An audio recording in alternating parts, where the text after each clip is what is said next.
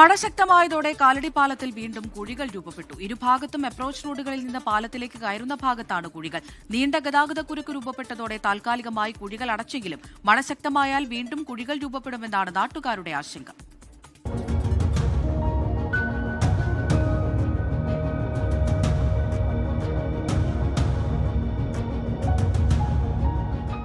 മഴ ശക്തമായാൽ കാലടിയിലൂടെയുള്ള യാത്ര എന്നും ദുരിതമാണ്.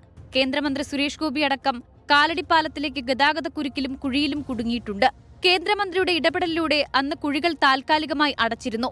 പാലത്തിൽ കുഴികൾ രൂപപ്പെട്ടാൽ താൽക്കാലികമായി അടയ്ക്കുകയാണ് പതിവ്. മഴ ശക്തമാകുമ്പോൾ വീണ്ടും കുഴികൾ രൂപപ്പെടും. ഈ വർഷം ആദ്യം പാലത്തിലെ കുഴികൾ അടച്ച് അറ്റകുറ്റപ്പണികൾ നടത്താൻ 1.25 കോടി രൂപ കഴിഞ്ഞ സർക്കാർ അനുവദിച്ചിരുന്നു. എന്നാൽ കാലടിയിൽ പുതിയ സമാന്തര പാലം നിർമ്മാണം നടക്കുന്നുണ്ട്. അത് ഉടൻ പൂർത്തിയാകും. അതിനുശേഷം അടയ്ക്കാമെന്നായിരുന്നു തീരുമാനം. എന്നാൽ കാലവർഷത്തിന്റെ തുടക്കത്തിൽ തന്നെ കാലടിപ്പാലം വീണ്ടും പഴയ പോലെയായി. തുടർന്ന് കുഴികൾ താൽക്കാലികമായി അടച്ചു. എന്നാൽ വിഷയത്തിൽ കൃത്യമായ പരിഹാരമാർഗം ഉണ്ടാകണമെന്നാണ് നാട്ടുകാരുടെ ആവശ്യം. ബസ്സുടമകൾ നാളെ പാലത്തിലൂടെ ശയനപ്രദക്ഷിണം നടത്താനും തീരുമാനിച്ചിട്ടുണ്ട്. ഇതൊരു പ്രതിഷേധ മാർഗമാണ്. അധികാരികളുടെ കണ്ണ് തുറക്കാനായിട്ടുള്ള ഞങ്ങളുടെ ഒരു അവസാനത്തെ ശ്രമമാണ്.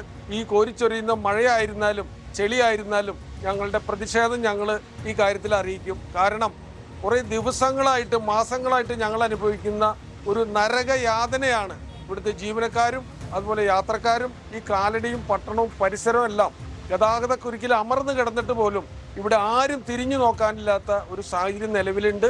ഉടൻ പരിഹാരം കണ്ടില്ലെങ്കിൽ പ്രതിഷേധം ശക്തമാക്കാനാണ് നാട്ടുകാരുടെ തീരുമാനം. 24 കൊച്ചി.